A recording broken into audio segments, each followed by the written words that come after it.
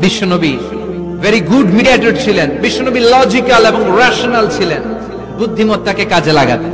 এক সাহাবী এসে বলে, নবী ইযান লি বিজিনা, আমারে জিনার অনুমতি দেন। অন্যান্য সাহাবারা এই যুবক ছেলেটাকে ধমকাতে লাগলো, বসো, এই মিয়া বসো, বিশ্বনবীর কাছে কি কথা বলে এগুলা। ওই যুবক বসে রইল, বিশ্বনবী কাজ সারলেন, এরপর বললেন, আইনা শাবাব, ওই যুবকটা কোথায়, এদিকে আসো, কি চাইছো বলো। কয়, বিশ্বনবী আপনি আমারে জিনা করার অনুমতি দেন। বিশ্বনবী যুবকটারে কাছে ডেকে আনলেন, বললেন, ও যুবক, তোমার ঘরে বোন আছে কিনা? কয়, আছে।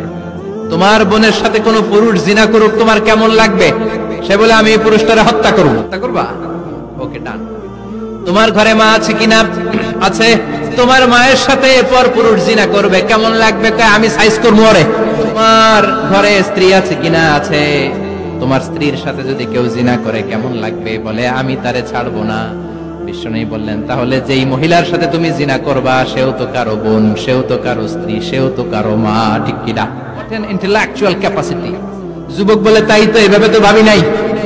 আমি যার সাথে পাপ কর্ম করব সেও তো কারো বোন হবে, সেও তো কারো মা হবে, সেও তো কারো স্ত্রী হবে।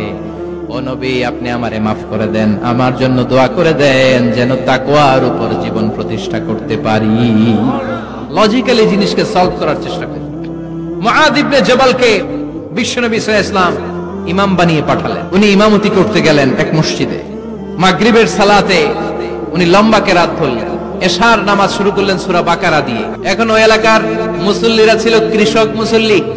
এক কৃষক মুসল্লি সাহাবী নামাজের পেছনে দাঁড়ালেন, দেখলেন বাকারা দিয়ে ধরছে, কেরাত শেষ হয় না, আর দাঁড়িয়ে থাকতে পারে না, পায়ে ব্যথা করে, পিঠে ব্যথা করে। কিছুক্ষণ পর রেগে মেগে নামাজ ছেড়ে দিয়ে বারান্দায় নামাজ পড়ে বিশ্বনবীর কাছে বিচার দিতে গেলেন। যে বললেন, নবী এমন ইমাম পাঠাইছেন এশা পরে বাকারা দিয়া। বিশ্বনবীকে সর্বনাশ, মুআয তো ভেজাল লাগাই ফেলতেছে। ডেকে পাঠালেন, সহিহ বুখারীর বর্ণনা। বিশ্বনবী বললেন, মুআয, what are you doing there? কি করছো তুমি সেখানে? আফাতানুন আনতা ইয়া মুআয, ও মুআয, তুমি কি ফিতনা বাজাও নাকি? তুমি কি ফিতনা ছড়াচ্ছ নাকি?